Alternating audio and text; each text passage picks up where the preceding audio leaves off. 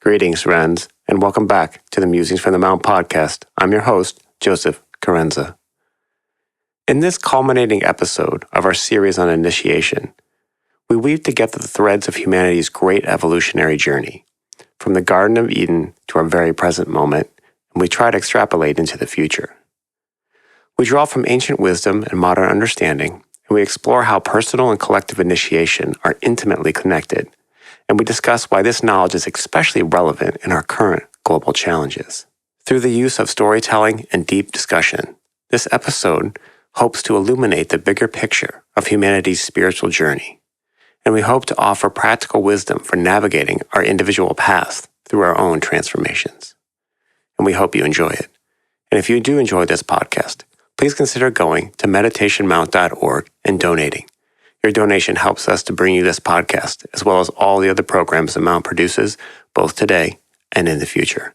We are incredibly grateful and honored by your support. Okay, back to the podcast and the fifth and final episode on initiation.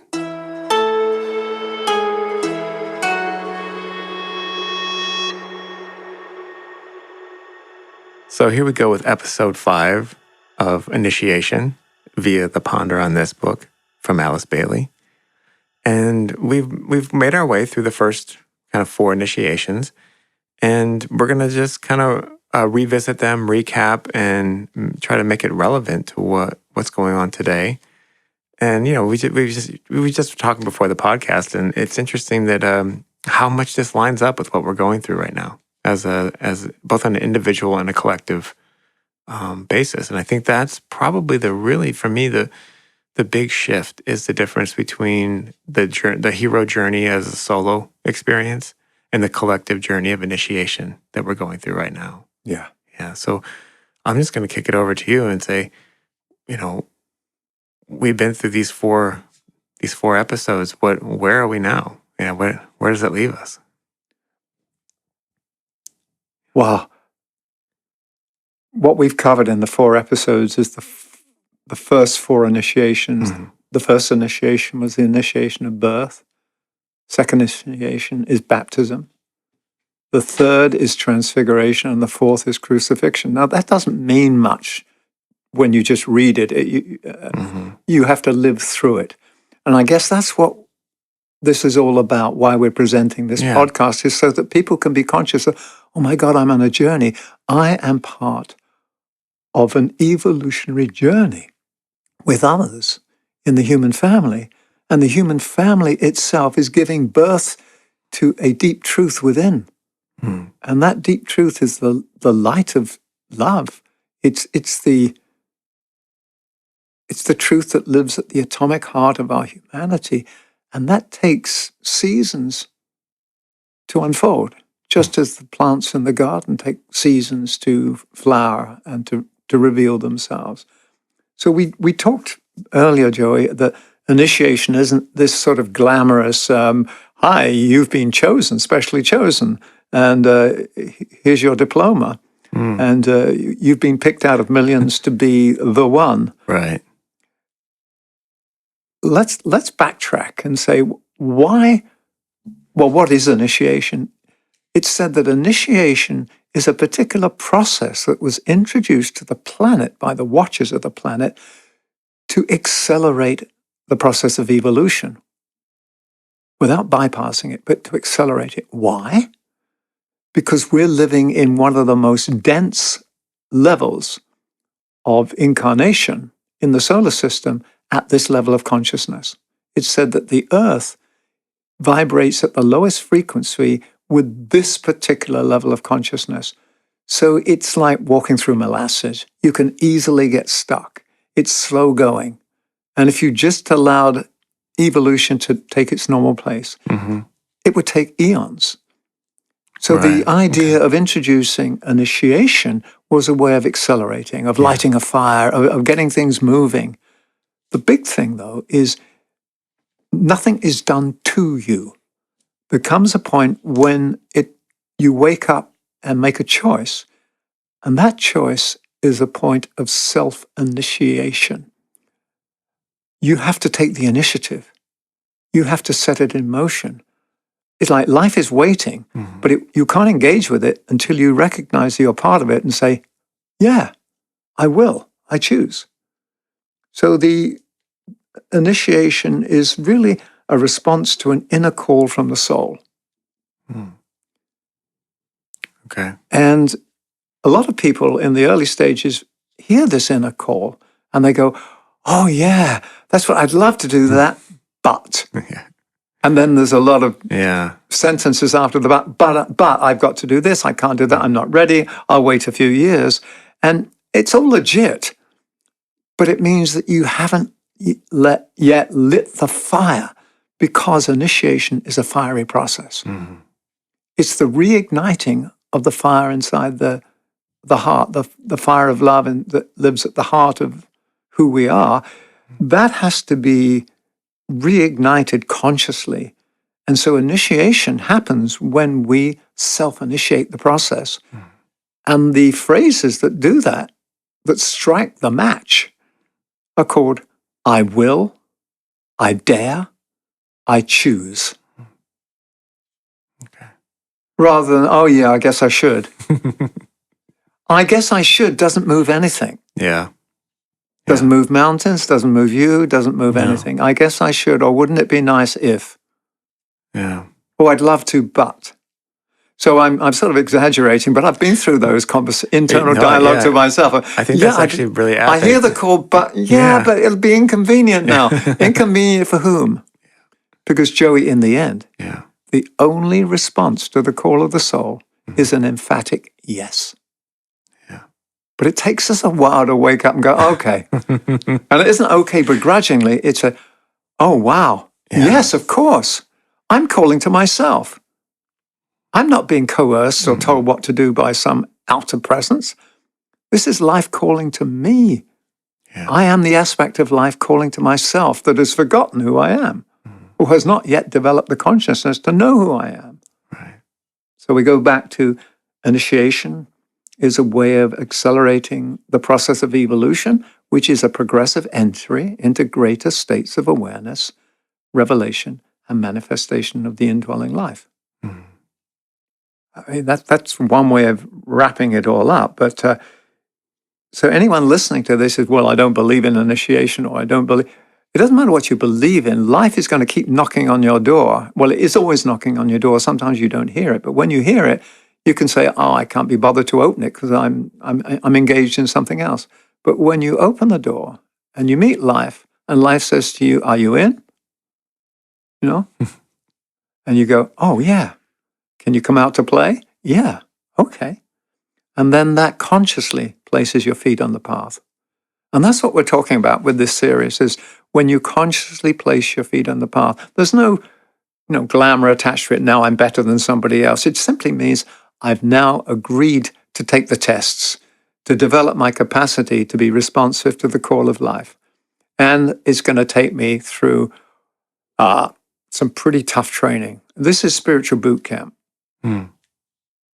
Yeah. Which I think is one of the reasons why people are reluctant, I think, to answer the call.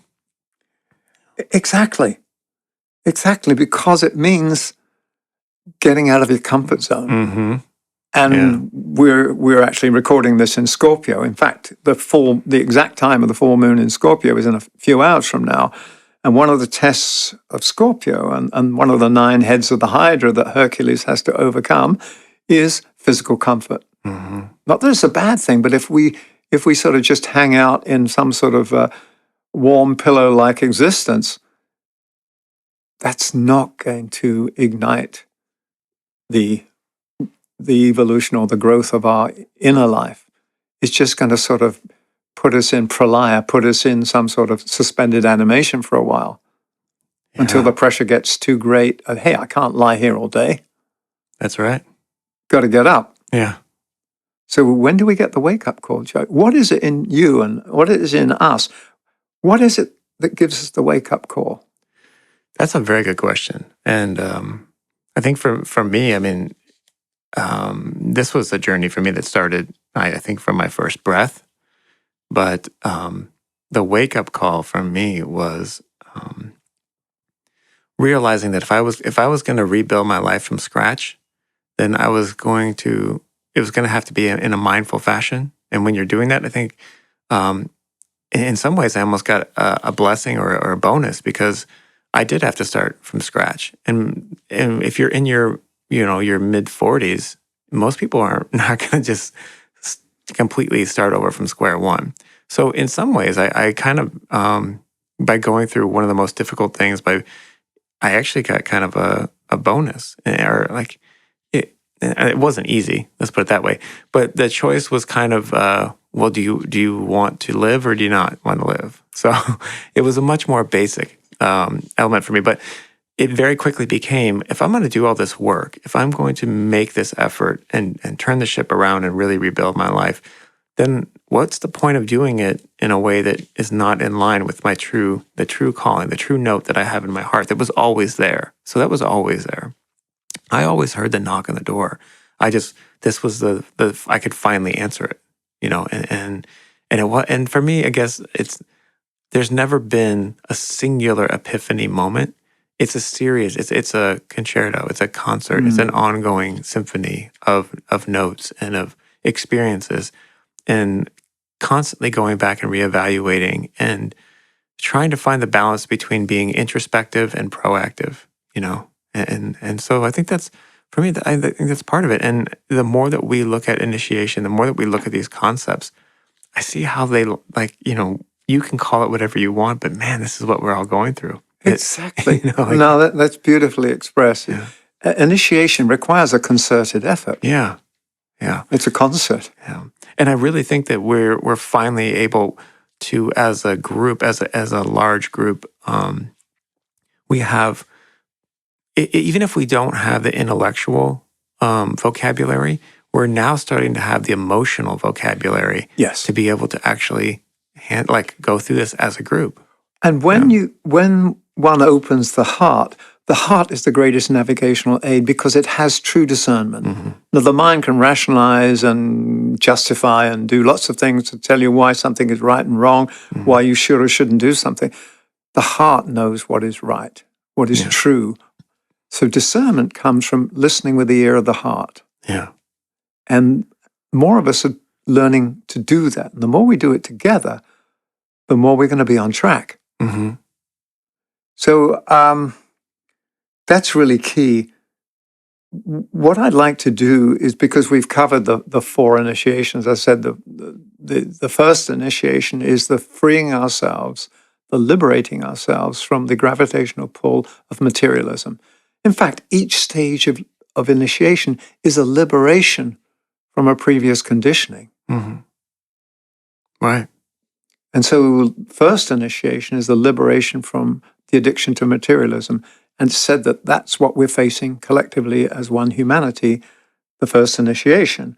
Man cannot live by bread alone, as the Bible says. So can we understand that there is greater levels of sustenance to life, spiritual food, soul food? And then the key, as we mentioned back in, I think it was episode 1, the key to this first initiation is the opening of the heart and the presence of a greater love ignited inside the human heart. And that allows for compassion, for empathy, for loving kindness to flow out from us. And we start shifting our focus from being self-centered to thinking of the good of the whole. Mm-hmm. By degrees. It doesn't happen automatically overnight, but there's a shift from egocentric to ecocentric. Mm-hmm. And then the second initiation is really where we're dealing with all the worlds of illusion, the astral plane, the waters of the emotions that you can easily drown in. Mm. And then the third initiation has to do with the purifying of the mind and allowing the fire of the mind to finally clear up the instrument that the soul has been patiently building over these many eons, these many cycles of incarnations. Our personality is intended to be the agent of the soul on earth.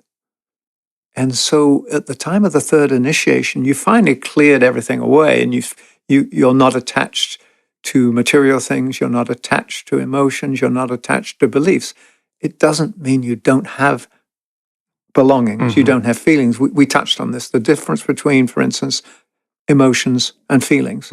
Feelings are important because they're the sensitive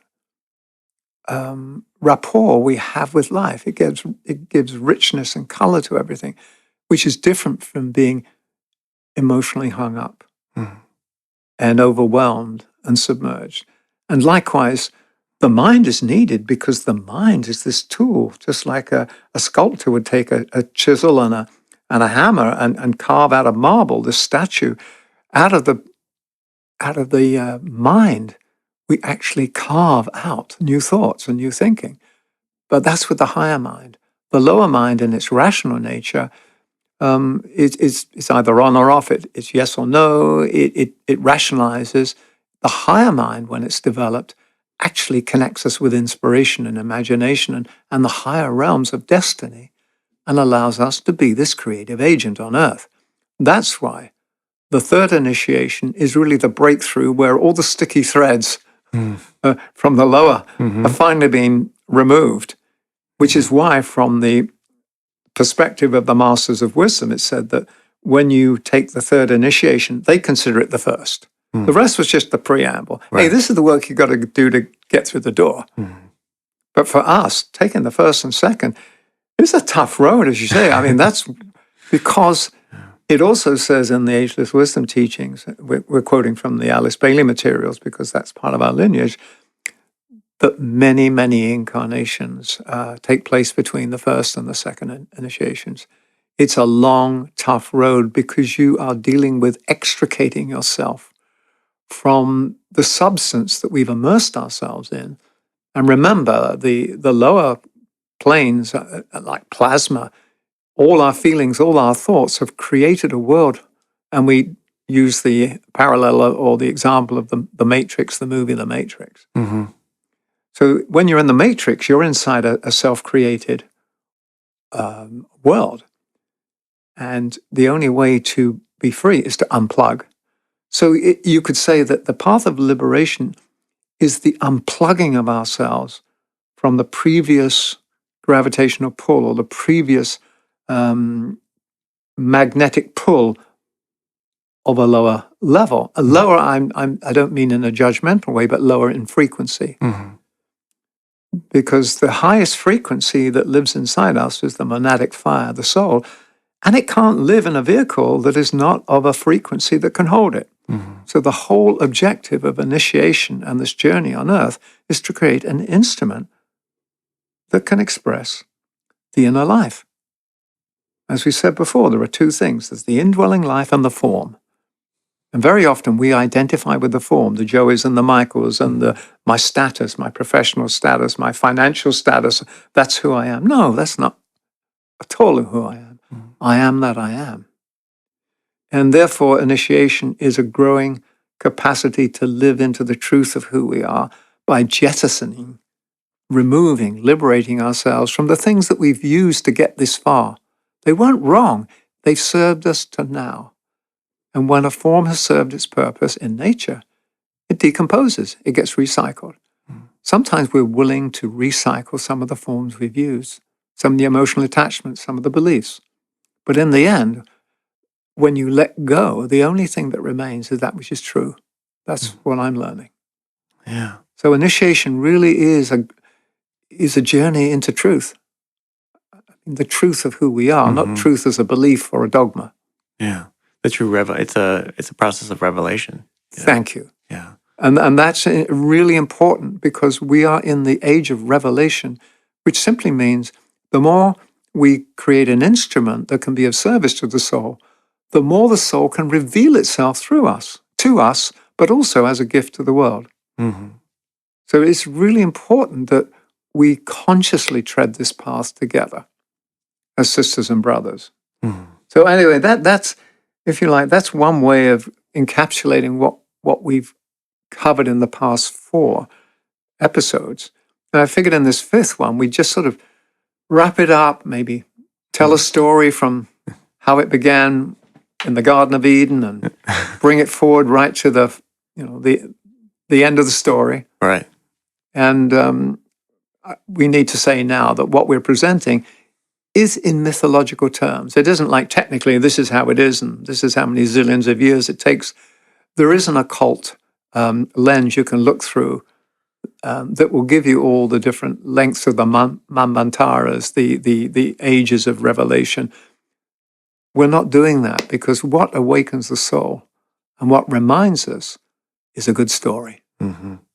Absolutely. So we'd like to sort of wrap it up with a good story. But before then, we'd like to present to those listening just a short extract from the Ponder on this book, which follows the series on initiation.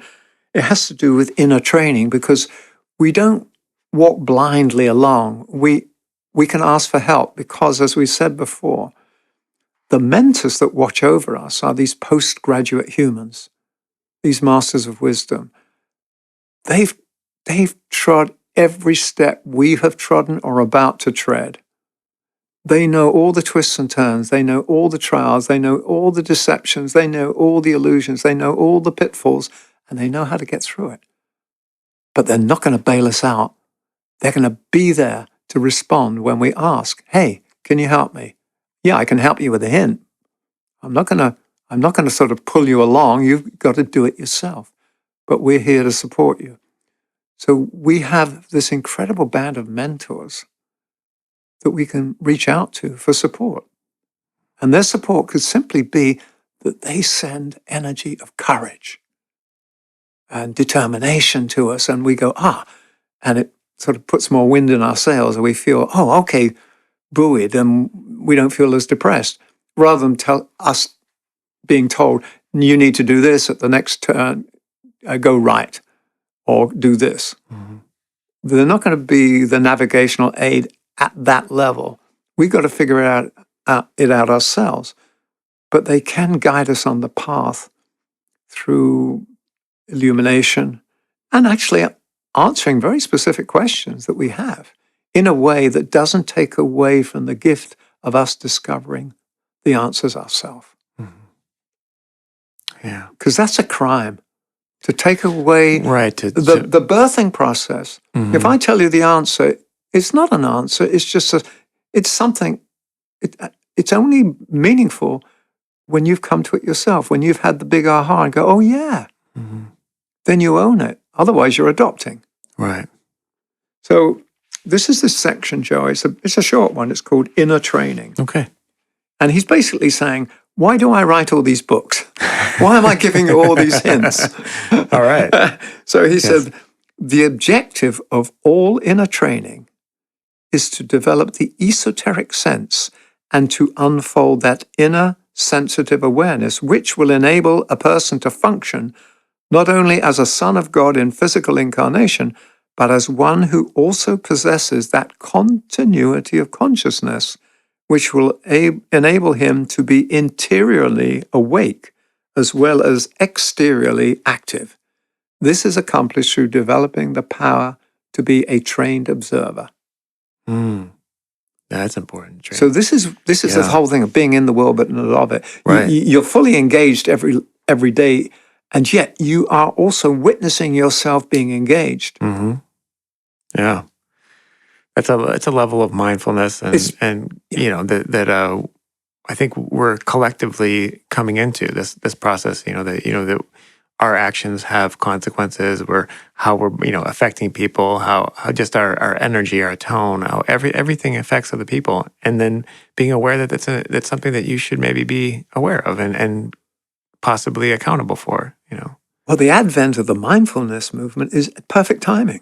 I agree. Absolutely perfect timing, because it's being mindful of, it's not being judgmental of, it's being mindful of. You witness. A witness doesn't judge. A witness observes what is. Mm-hmm. So the witness and the mindfulness, it's also called the silent watcher in the esoteric teachings, calls it to be a trained observer. Mm.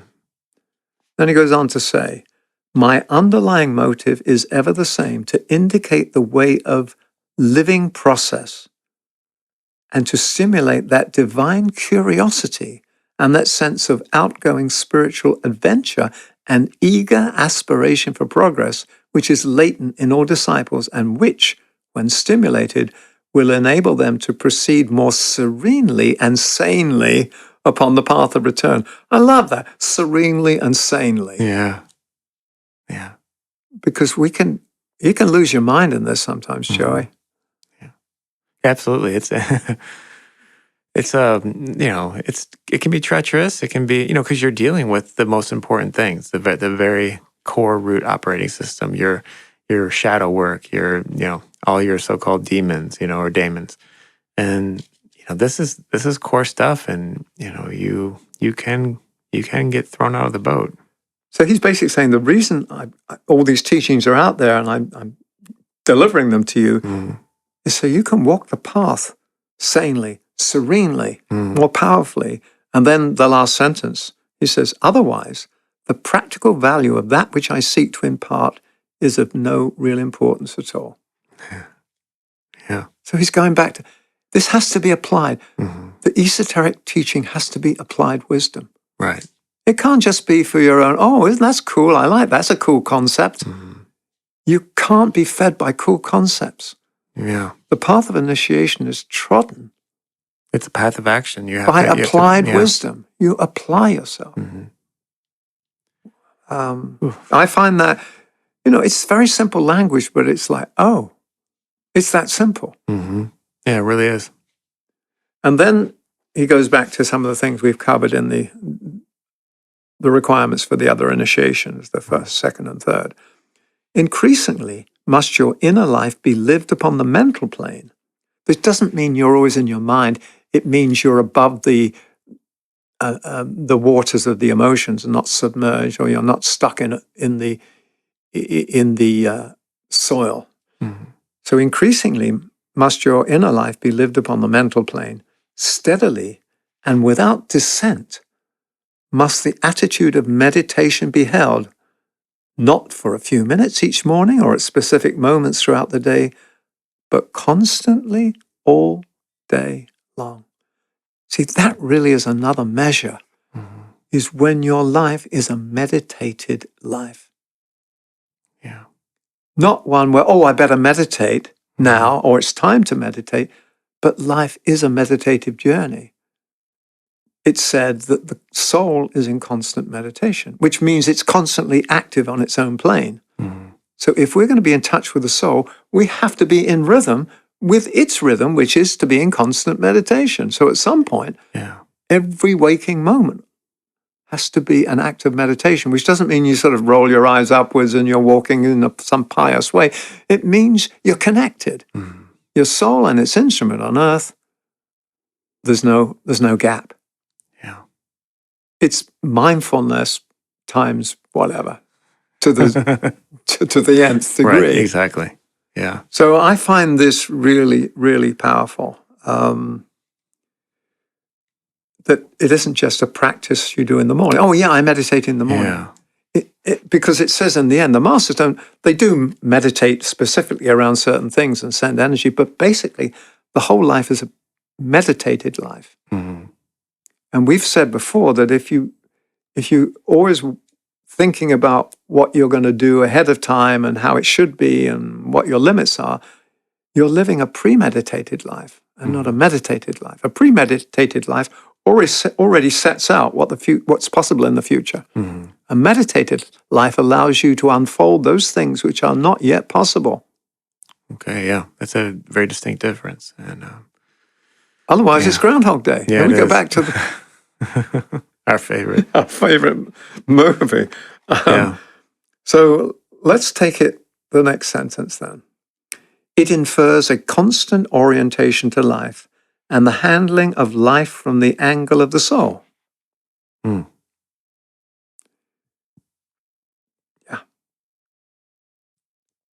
It's that, not just an affirmation, but it's a living out of the soul on earth. And the soul can only really live itself out fully when it's created an instrument that can do justice to it, which is why we go through the first, second, and third initiations to create what St. Francis called an instrument of thy peace. This is what I like. This does not refer to what is often referred to as turning one's back upon the world. Yeah. It's a very tricky one because you do turn your back because there's one of the initiations or what happens in the sun sign of Capricorn when you reach the top of the mountain and you meet the light, the radiant light of the cosmos. You turn your back on that light, so it shines through you. And you can bring it back to Earth. Yeah. So turning your back is not escaping or denying. It's actually making sure that you become a transmitter or a bridge or a carrier of that light, a bearer of that light. So let's reread this. This does not refer to what is so often referred to as turning one's back on the world. The disciple faces the world, but he faces it from the level of the soul, looking clear-eyed upon the world of human affairs. In the world, yet not of the world. And this is another biblical quote. And this is what, be in the world, yet not of the world. It doesn't mean be aloof, be disconnected. It means your decisions and your action comes from an interior place that's not conditioned by the earth. It serves the earth because it brings the light that needs to be born on earth. You become a bearer of light. Yeah. Wow. Yeah. This is a good encapsulation, actually, this paragraph. Great. Increasingly, must the normal and powerful life of the emotional, astral, desire, and glamorous nature be controlled and rendered quiescent by the life of the soul functioning through the mind. Okay. So the mind isn't suddenly become the dictator and saying, hey, I'm in charge. It actually is the regulator of human life, or incarnated life, guided by the soul. Okay.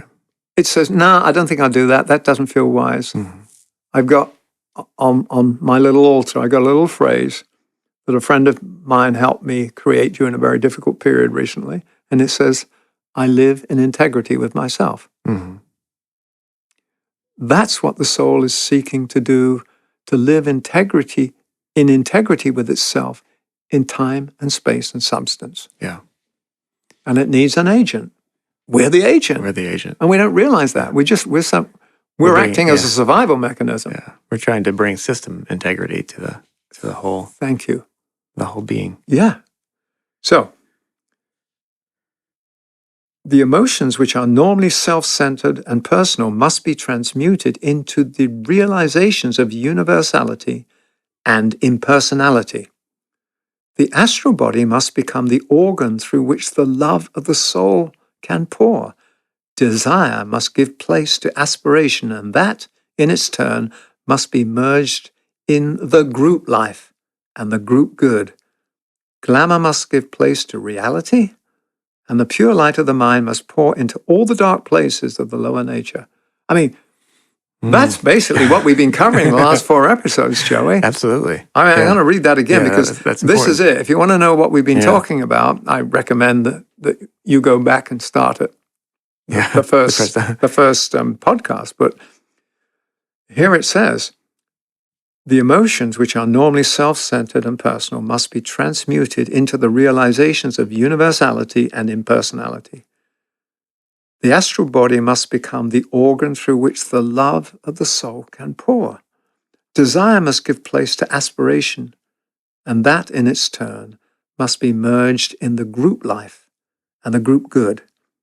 Glamour must give place to reality, and the pure light of the mind must pour into all the dark places of the lower nature.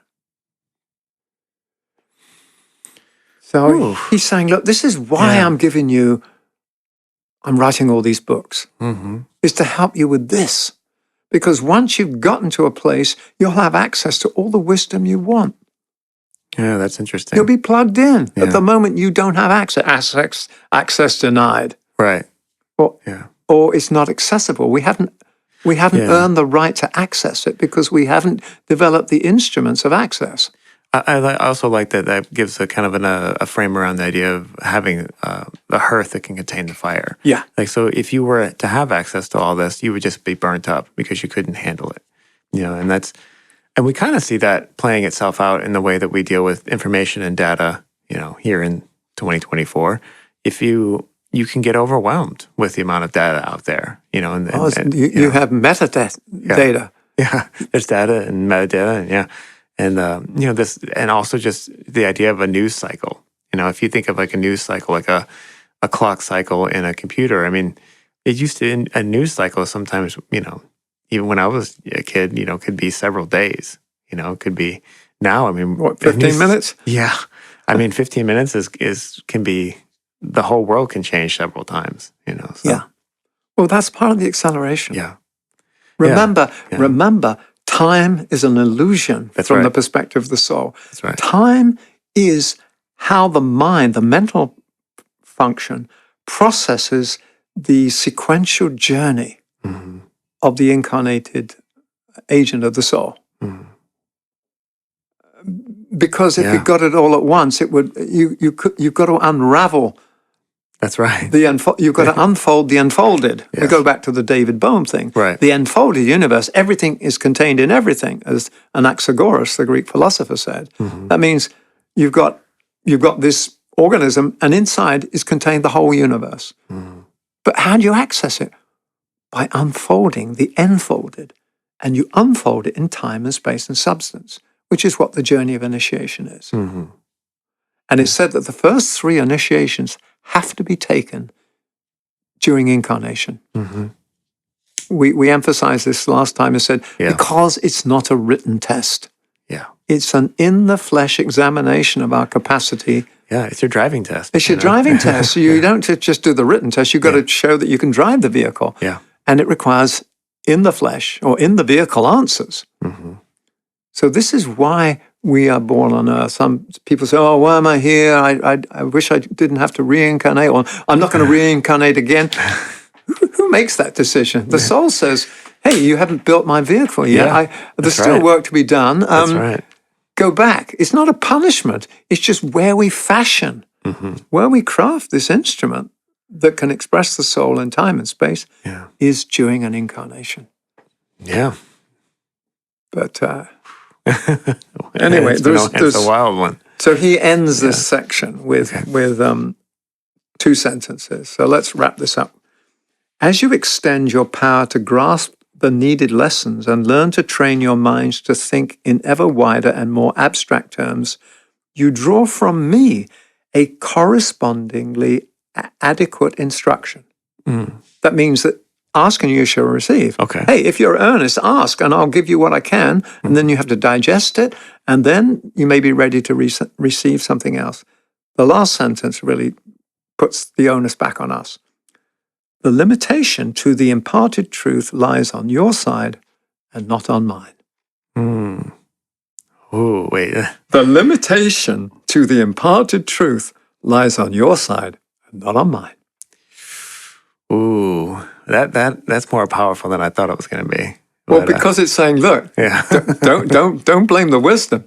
If you don't understand it, what do you think your life on earth is about? Is developing the ability to know. Mm-hmm. And know is not a mental competency.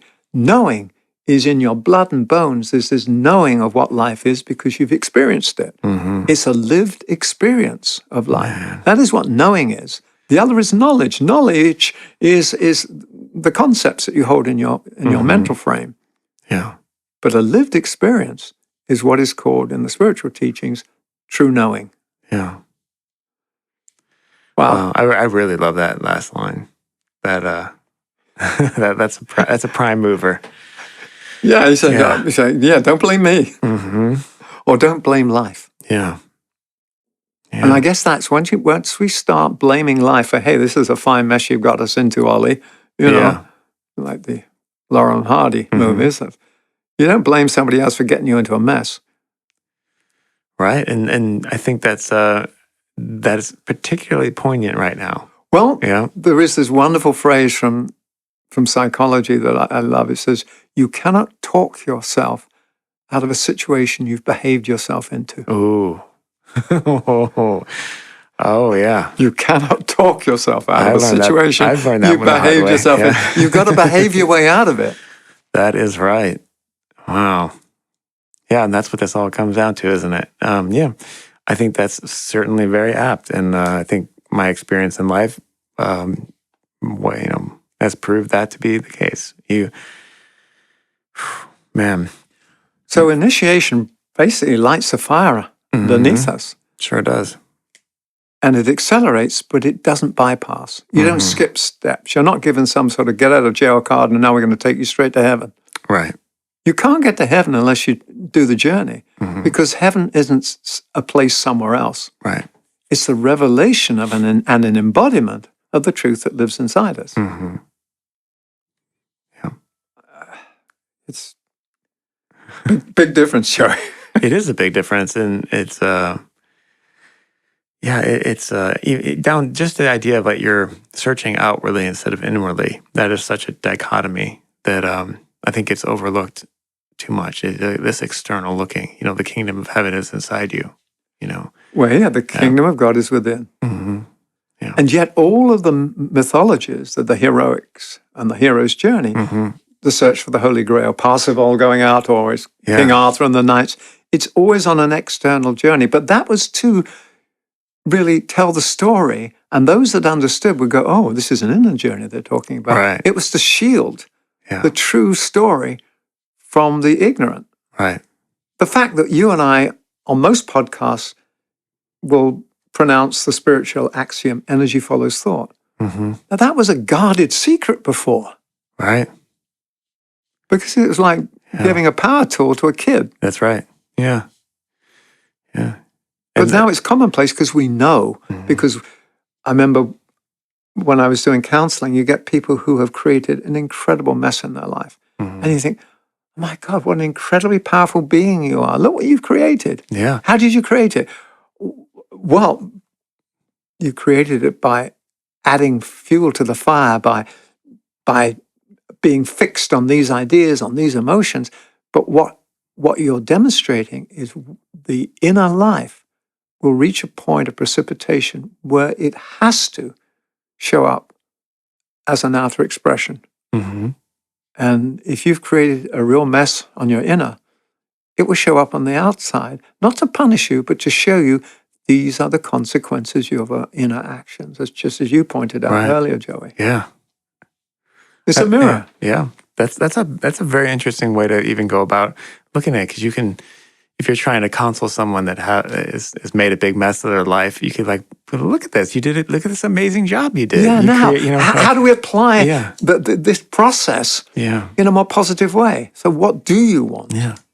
And that's important. If you created this big mess, you can create a big success, Exactly. You have the power. I think I'd be more concerned if you were just kind of mundane in the middle. That's more disturbing. Well, in fact, now you've reminded me of the Agni Yoga teachings. Okay. Well, the Agni Yoga teaching said, look, we'd rather have somebody that goes against the teachings because we know where they stand. Yeah. This amorphous jelly-like mass in the middle, it gums up the whole works. That's right. Yeah. We can work with somebody who's in opposition to us because it's the polarity. We know how to work with polarity. Right. But if you don't take a stand, if you don't use your will to say, I choose this, this jelly substance in the middle, as I say, gums up the whole works if you're not careful. That's an Agni Yoga sort of interpretation, which I find, when I first encountered that, I went, wow. So you actually have to make a choice to enter the game, to be on the game board. That's right. And everyone else you haven't woken up to the fact that you are on the game board. That is a very good point. Yeah, you're in the game whether you want to be or not. Which is, I guess I always kind of come back to that kind of the Buddhist way of approaching it. Is that the opposite approach, the Buddhist way of just being removed from that? Or well, for me, I mean, I followed the Buddhist practice many years ago. took the vows not because I wanted a new religion, because it's not a religion. It's a mindful practice. But what I get from it is it's the detachment, the non-attachment to things. As we said before, I can have belongings, but if I'm attached to them, I become possessed by my possessions. Right. I can become possessed by emotions. It's the non-attachment to life so that I can be alive. Yeah. Which is, it isn't you suddenly pull the plug, go into a monastery. But the Buddhists that do go into a monastery, their inner life is so powerful that they can affect the psychological and psychic weather around the planet. Right. It isn't that they're walled off from society. No, they're actually generating an energy field through their focus. Yeah. So it's not an escape. Okay. For me, it's an intentional focus of energy. If it's an escape, you're going to pay the consequences of trying to get off the game board. Right. Once you've signed up and realize, as they say, once you said yes, don't even try to go against what you've said yes to. Yeah, that's. Once you're in, you're in. Yeah, and who's made the decision? Yeah, it's you. It's you. It has to come. It has to be Which self-directed. is why we just read that last sentence. It says, "Hey, in the end, the limitations are on your side, not mine." Yeah, I still keep coming back to that. That's gonna resonate for some time. So one way of wrapping this up, because this is the 5th episode and we can't keep going on forever on the subject of initiation. We've got to move on. We started off, and we touched on it in I think, the earlier sessions on initiation, but we touched on it, I think, last year when we did this whole look at what is the evolution of life on Earth, starting with the Garden of Eden. So what I'd like to do is to offer a recap from my perspective by telling a story. And once again, you can't fact check this from a technical point of view because it won't make sense. All stories contain an element of truth, but they're there to evoke and to call forth a memory of the journey we're on, because deep inside of us, we know the journey we're on. Sometimes we're protected from the remembrance of past incarnations because it will get in the way and we'd only live in the past. That's what the Agni Yoga teaching says. The reason you're shielded from knowing everything that's happened in the past is you just be focused in the past. The past has brought you to where you are now. Your task is to precipitate the future in the present. So we want you to focus on the future, not a distant place and time, but the future as the yet to be revealed. And revelation is exposing the yet to be revealed. Initiation is growing the capacity to expose the yet to be revealed. Right, yeah. So if you're sitting comfortably, then I'll begin. Let's begin. So once upon a time, and many spirals ago, there was the birth of the human consciousness inside the Garden of Eden. The Garden of Eden was a subtle plane, a non-physical subtle plane, in which the beings lived in an amorphous and unknowing state of unity. They didn't know that they knew. And they were represented by a being called Adam. Adam was not a man. Adam, the original Adamic race, the original Adamic module, was a combination of the masculine and feminine, the two poles of the cosmic magnet. And in order for life to know itself, it had to separate itself from itself.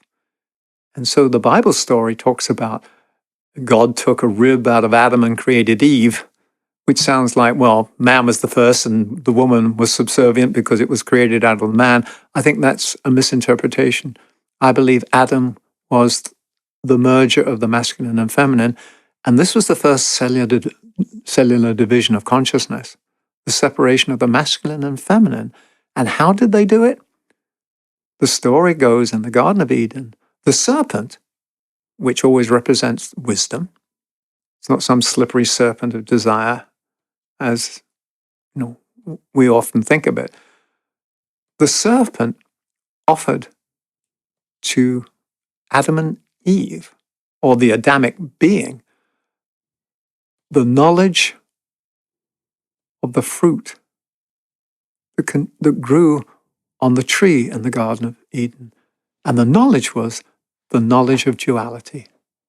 They say in the Bible the knowledge of good and evil, but it's the knowledge of duality. And when they ate of the fruit of the knowledge of duality, they suddenly realized that they were split into a masculine and feminine, a male and a female. And they couldn't understand that these two were really aspects of the same original being. And so the expulsion from the Garden of Eden, we're told, was not in being expelled by an angry God, but we left the state of oneness. That was the expulsion. And then we traveled out into the world. So this was the first turn of the spiral on this huge evolutionary journey of the story that we're telling now. And then, in order to live out and understand life in its fullness, we had to enter the most dense planes. And so the next big turn of the spiral, which was the second turn, was called the Hyperborean civilization. And this was at the higher end of the physical plane. It wasn't the dense physical. It was an etherical physical. And it's when things started to congeal and condense, and we were ready to enter into the physical realm that we know now as our daily life. And this happened at the third turn of the spiral, with the civilization that we know as Lemuria. And the task of Lemuria was to help us anchor spirit on earth in a physical body. And Lemuria, the remnants of Lemuria, or the remnants of the cultures that inhabited Lemuria, are probably clearest to be seen in the Aborigines of Australia and the Bushmen of the Kalahari in Africa. That's what it said. And the beauty of their culture was that they were at one with life, with the universe. There was no separation. They were still, like a newborn child comes into the world, you look in its eyes, and it's still got the inner realms. And it takes a while for it to get focused on earth, focused on the outside. It loses its connection. And then the whole journey of life is to reconnect with our original state. So it's said that the time of Lemuria was a time of anchoring and stabilizing the physical. And this morning I came across a wonderful quote from a book by Lawrence van der Post, who's a philosopher and anthropologist. He wrote a book called The Lost World of the Kalahari. And he talks about the Bushmen of the Kalahari Desert. And he describes how shocked they were that he couldn't hear the stars, because he spent a lot of time in Africa. He's from South Africa, Lawrence van der Post. And then, at first, the Bushmen thought that he must be joking or lying. And when they realized he couldn't hear the stars, Lawrence said they concluded, I must be very ill, and they expressed great sorrow. Because the Bushmen knew anyone. They didn't know anyone who couldn't hear nature. And they figured that anyone who can't hear nature must have the gravest sickness of all. Yeah. It's like, wow. Because Lawrence understood that for eons and eons, there were regular conversations across the species. It was the natural thing. The Aborigines going walkabout, speaking with their ancestors, their elders, plotting the stars, being guided by the stars, but actually hearing the stars sing. Because that vibration was still available to them, because they weren't living in the most dense. They were still bridging the subtle form of the physical with the more dense form of the physical. Right. I think that's a beautiful story, is this like, wow. And I mean, this story would tell lifetimes to tell, but we're going to tell it in a few minutes, Joey. Yeah. And it's a story. So don't write into us and say, no, that's not true. It's a story I'm telling. Allow it to stimulate inside of you the story that lives inside of you that you have been on and are on now, then that we're all on together. So that was the third. Now, the fourth turn of the spiral happened, and we were asked to develop and stimulate the emotional astral plane. So now we're building up this collective body, the dense physical, the emotional. This took place in the civilization we know as Atlantis. Atlantis was the stabilization of the emotions. We still were very sensitive to the inner worlds. It was a sensitivity through the emotional sensitivity. It wasn't one of mental knowing because the mind hadn't been developed to the point that it is now. And this is where this said that the civilization of Atlantis was very developed. It was in touch. It was very sensitive. It had incredible technology. It had airships that didn't use fossil fuel. They ran on the magnetic currents of Earth. They had great technology, but what they didn't have was this ability of the mind to control the emotions, as DK just hinted a few minutes ago when we read that page. And so when their desires took over, they had this incredible, powerful resource of knowledge and access to power. And when you have power being wielded by immature beings, it's a recipe for disaster. And so there were people that then realized, oh, hey, I have the power. This is where you started to have people becoming more self-centered. And you had cliques of people, groups of people, small groups of people wanting to take control over everything. And it's said that the destruction of Atlantis was inevitable. It happened because so much power had been invested in so few people who were not morally or ethically aligned to the soul. Not following some puritanical code, but weren't in touch with the intent of the soul of humanity. And it reached such a point that the decision was, hey, we're going to pull the plug on this. We're going to end this experiment now. We've got to pick it up later. And so the story of the destruction of Atlantis is told in other places. You can access that. But basically, because we had started to mess with the elemental forces, misuse them, manipulate them in the same way that we are misusing our human power vis-a-vis the natural worlds, the plug was pulled, Atlantis sank, and then this tidal wave, this tsunami happened around the globe. And this is where the Bible picks it up. This is the flood. The Bible starts with the flood. Well, the flood was post-Atlantis. And then Noah's Ark was some of the survivors, but it wasn't just a wooden ship. It's said that before the destruction of Atlantis, certain groups of people carrying the seeds of the future were put on airships and they went to different places, Africa, the Americas, Egypt. And it's said that Egypt was one of the places where the Atlantean tradition of the pyramid building and the knowledge of the wisdom was continued.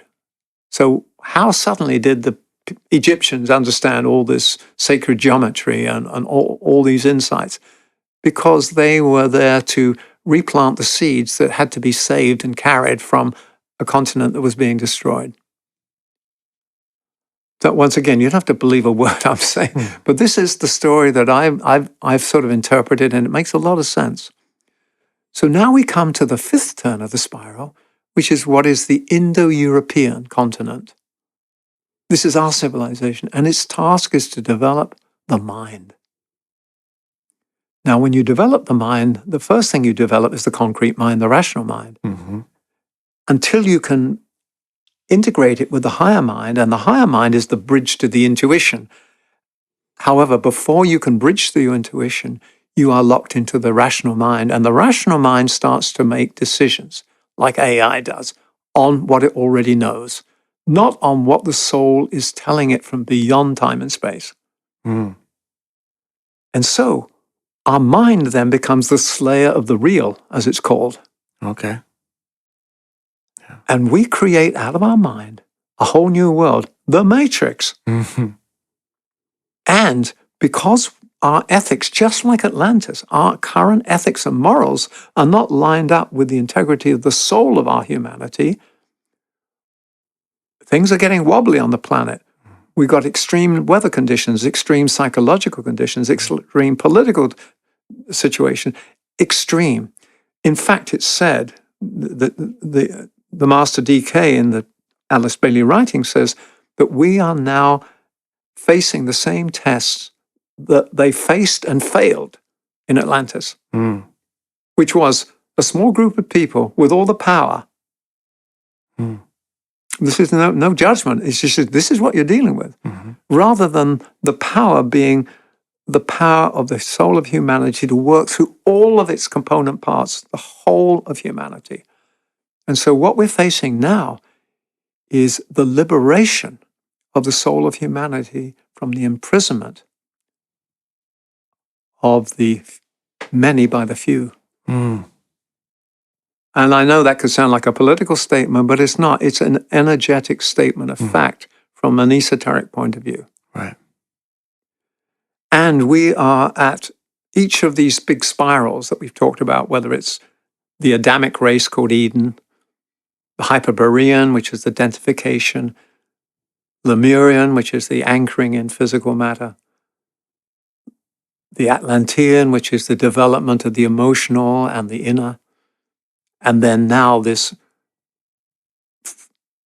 fifth, Indo-European, which is the perfection of the mind.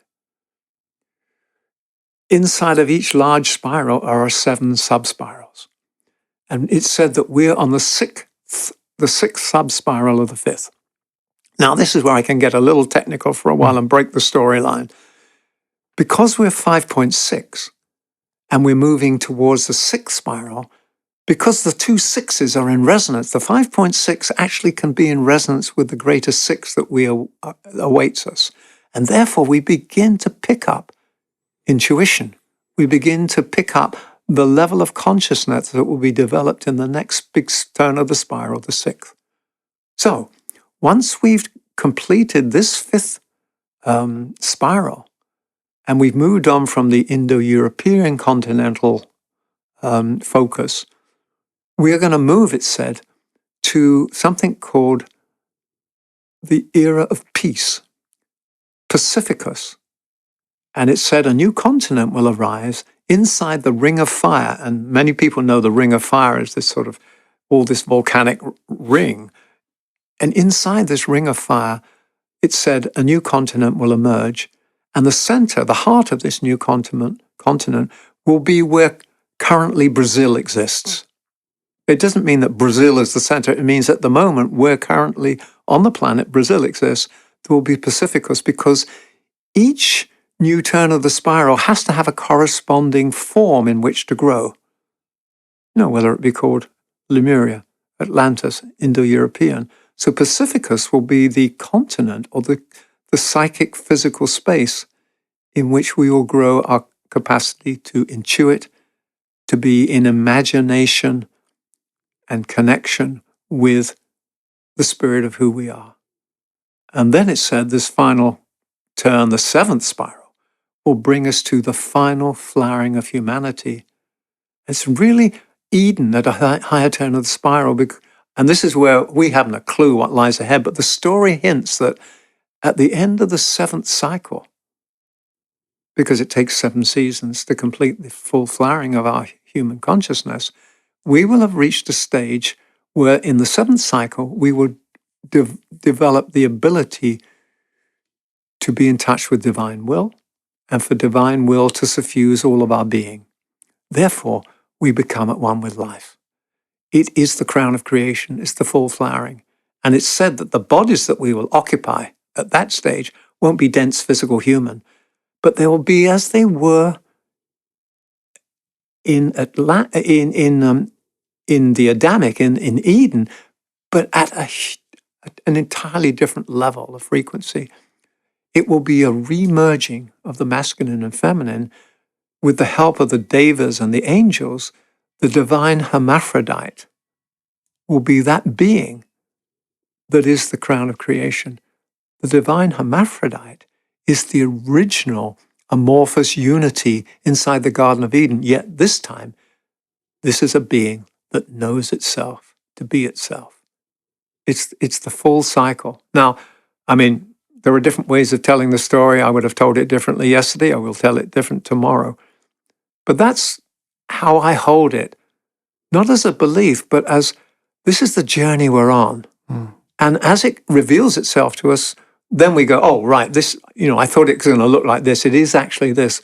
But what I love about this story, it gives us hope, because the hope is the inevitable flowering of the human spirit. We can retard it, we can slow it down, but you can't stop it. Form can never kill life. Life cannot be killed. Forms can be killed, and therefore the ability of the form to express life can be temporarily removed. Yeah. But life is continuous. The continuity of consciousness is what links us with life. So, Joey, I'm going to take a few deep breaths, but I don't think I've told the story like that before to myself. Right. But it's like, then you get into this, oh my God, we're part of this incredible mystery. Yes, we are. And when I hold it in this way, my daily life, I can't really complain and get sort of, oh, why is this happening to me? Or, oh my God, I don't have enough money, or I don't feel good enough. Or, no, just a minute. The big journey is the evolution of consciousness through this evolving form. And what is the evolution of consciousness? It's the one life building up a vehicle of expression so it can know itself, touch itself, and be itself. So that's how I hold this story, Joey. And that's a powerful one. I mean, I'm really thankful for you expressing that. Like, I think it really, that these concepts they're there, and this is a good way to tie them together, and a good way to sort of let it sink in. And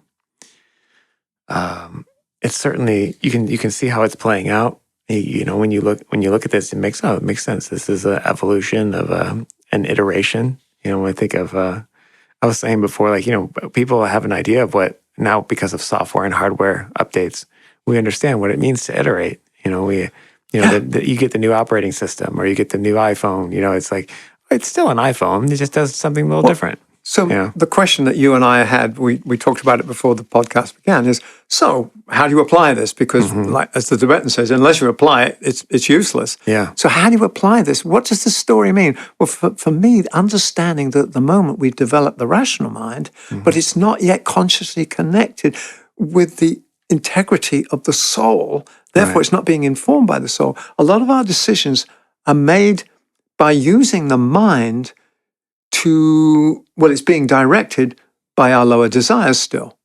The need to control, to have more than other people, to overpower other people, which is a belief of what it means to be powerful. Right. What it means to be powerful is to have the fire of love pour from us and bless the world. That's true power. Yeah. Normally, power is measured in how much you can destroy. That's right. Or control.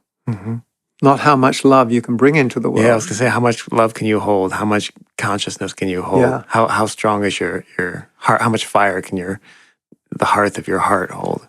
So the reason why we're talking about all the time in these podcasts, and also emphasize it so much from our work at Meditation Mount, the opening of the heart.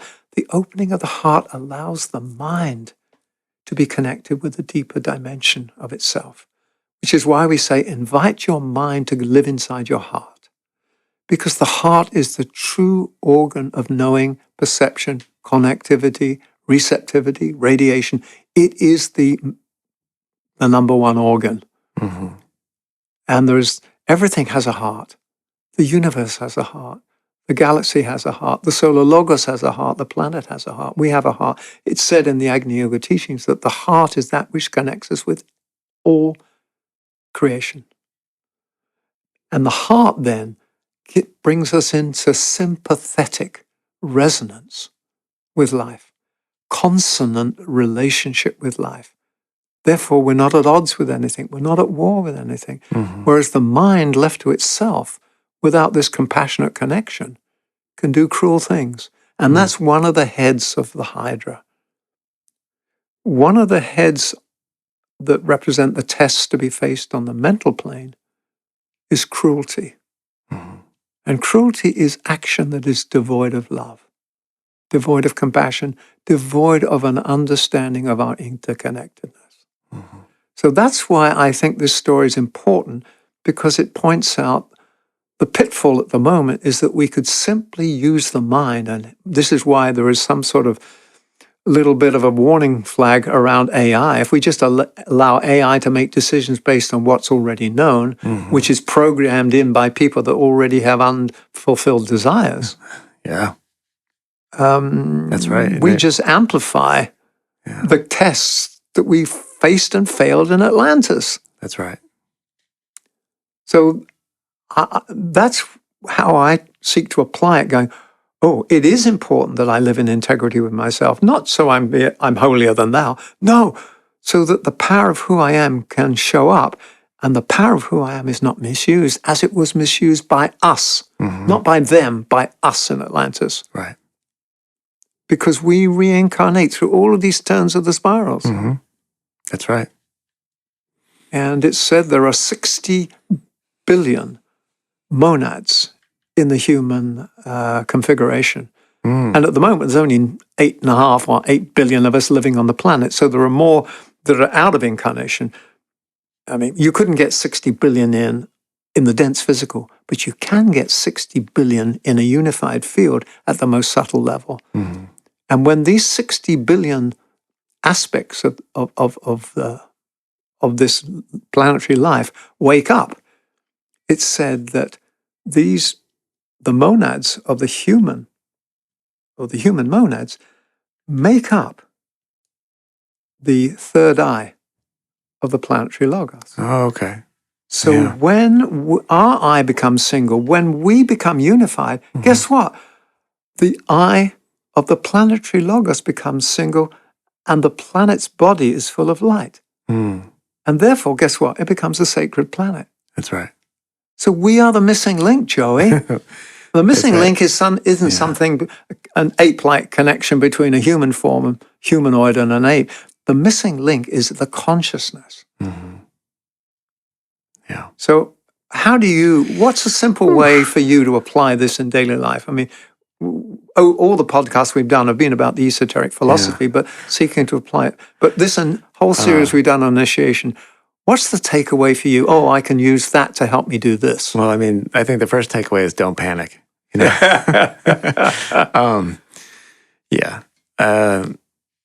It's just for me, it's a beautiful kind of realization to be part of something that's bigger than yourself. You know, this realization, this kind of confirmation of this feeling that you've always had, that something is happening, and you get to be a part of it.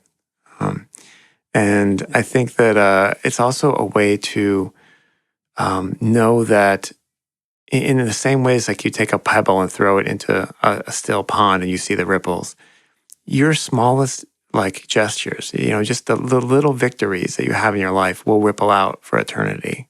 And so don't despair if you're not the gold medalist, or if your name's not on the marquee. That's not the point. It's the marquee of your own life, your own story. Well, that's that line from the famous poem, "You cannot touch a flower without troubling a star." Yeah. Yeah, that's right. And when you were speaking just now, I was thinking of, Bob Dylan. I always go back to songs, something is happening, but you don't know what it is, do you, Mr. Jones? That's right. It's waking up to what is happening. Yeah. And you can see, like in the way that you told the story and the way that you incorporate these things, it is important to understand that, it's the consideration of all these possibilities, right? And you don't need to know, you don't need to have the exact text, you don't need to be weighed down by dogma, but you do need to know that there's a larger story and you're a part of it. Well, for instance, Dot Maver, who we had on a few podcasts ago on Death and Dying, she made a change in her vocabulary. She didn't say TBD, to be determined. She changed it to the TBR, to be revealed. Yeah. And that for me is to be revealed is the expectancy that I will know as it unfolds through my current actions. What I do now will create the space for the new to be revealed. Mm-hmm. Yeah. That's what it's about. It's about the revelation. Yeah. And you can get very fanatical about revelation. Yes, you can. Yes, you And can. But I think what's the other word, the Greek word for revelation? Apocalypse. Apocalypse now. Revelation now. That's right. So, Joey. On that note. I don't have anything else to say other than this is the journey we're on together. And when we wake up to it, we can consciously walk it together and draw upon each other's strength and realize that it is not the reaching of a distant goal, but it's the revelation of the eternal truth that lives inside us. That is the path of initiation. All right. Thank you, Michael. Thank you, That's Joe. beautiful. All right. Thank you. All right.